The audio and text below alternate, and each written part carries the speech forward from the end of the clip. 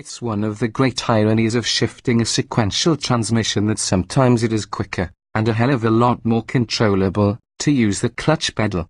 According to Patrick Sandel, one of Subaru's two team drivers in the Red Bull Global Rally Cross Series, this is the smart way through the gravel, clutching between gears to reduce the massive wheel spin otherwise produced by simply yanking the shift lever at wide open throttle. We caught up with Subaru Rally Team USA in April outside of Phoenix as it tested the redesigned for 2017 Subaru GRC cars. We drove the 2016 car, which is heavier and less powerful than this year's car because we're not Patrick Sandel. Subaru's WRX STI GRC car is faster than I am. It's faster than you are. And judging by the gladiatorial antics demonstrated at the races, most every GRC car is faster than a hotshot getting paid to drive it. And with no electronic oversight, traction control and stability control are both banned in GRC, as are anti-lock brakes. That's a fine distinction in this sport. In GRC, as in mixed martial arts and probably a few other ego-fueled battle sports, being a gladiator is more frequently rewarded than is being reluctant. It looks a lot cooler, too. But back to the sequential transmission. It's a macho component, purposeful and without flourish. Pull a lever at red line and it feels as if you're accomplishing something serious. There's a dull, mechanical-sounding pop that accompanies every shift, a moment where, for once, anyone using the thing gets to feel like a hero. And like all purposeful machines, it requires effort. Being deliberate is a must. But when it's done right, it's rewarding on a level only driving enthusiasts can appreciate. There's noise. The kind that you might imagine would come from a John Deere series combine gnawing its way through a Yugo. In reality, it's the sound of straight-cut gears working in a case that's directly mounted to the chassis, as is the engine.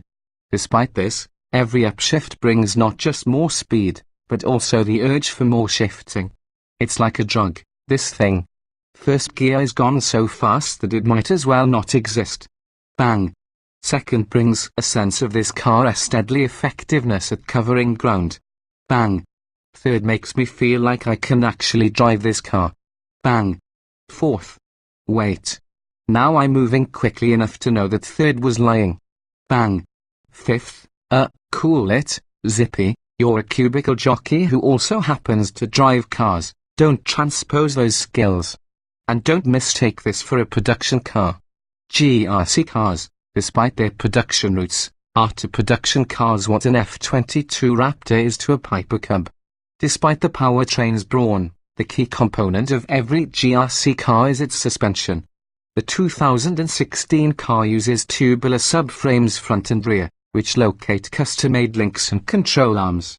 Inverted Öhlins TPX struts up front are supported by two links per side. A control arm rear suspension is made from tubular steel and managed by Öhlins TTX dampers.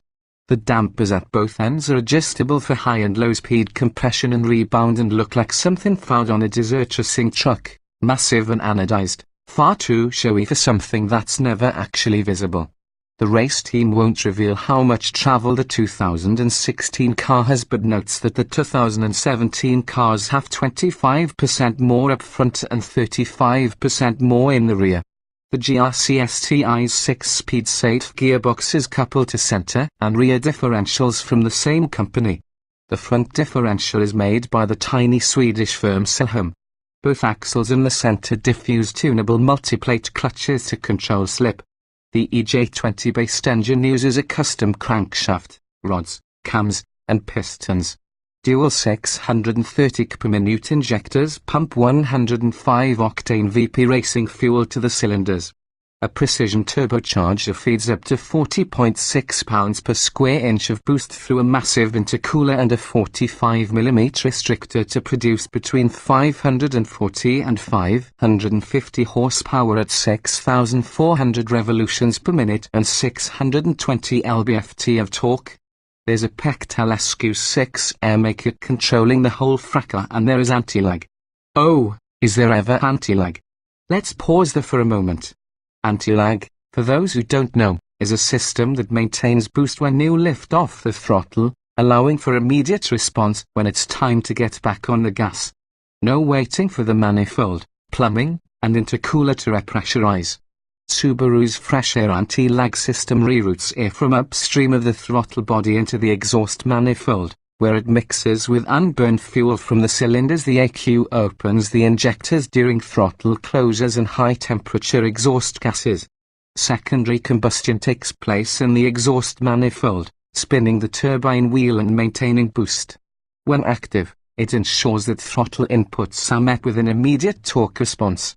Also, it transforms the car from clinically fast to clinically insane. Every time I breathe the throttle, the nose lifts, the tires squirm, and my adrenal glands are sent into contortions. So it doesn't help that when I'm finally told I can drive with the anti-lag turned on, that every bit of enthusiasm for this moment is routed directly through my right foot. I'm all gas all the time, but I'm chasing the steering, then braking too much, then chasing the steering again. There's huge potential here, but this isn't a simple car to drive. Like most machines that compete on loose surfaces, it's not sharp like a road racing car. There's substantial pitch under throttle, which makes it hard to see over the hood, and its nose eats the tarmac under braking, lightening the rear end significantly. This softness is a necessary compromise to accommodate the huge suspension travel needed for the 70-foot jumps these cars must land at every race. The GRC STI might not be mil-spec precise, but it is the most capable and quickest car I've ever driven. For its part, Subaru's GRC car is glad to drive you if you're not driving it. Every control needs a deliberate input and operates with genuine heft. But it's also a proper race car. It makes open-class rally cars feel downright slow, which they are not.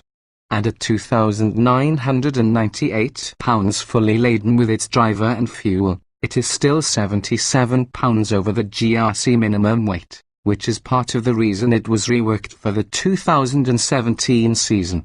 Although the new cars aren't dominating the series, that honor falls to the Volkswagen Beetles, prepared by Andretti Autosport and driven by Tanner Faust and Scott Speed. They are slowing the VW advance.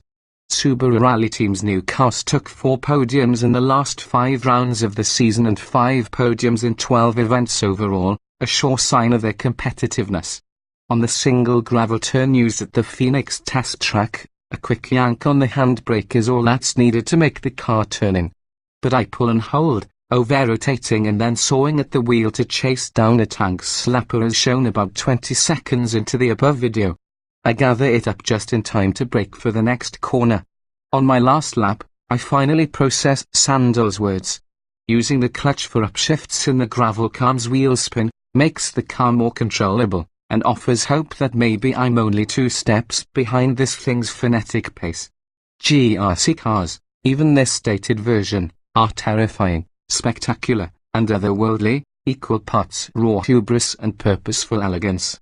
That something this rapid must actually be driven exclusively by a human endows it with character sorely lacking in virtually everything we drive on the street today. But it matters little. I'll never look cool doing it. And I'll never be fast enough.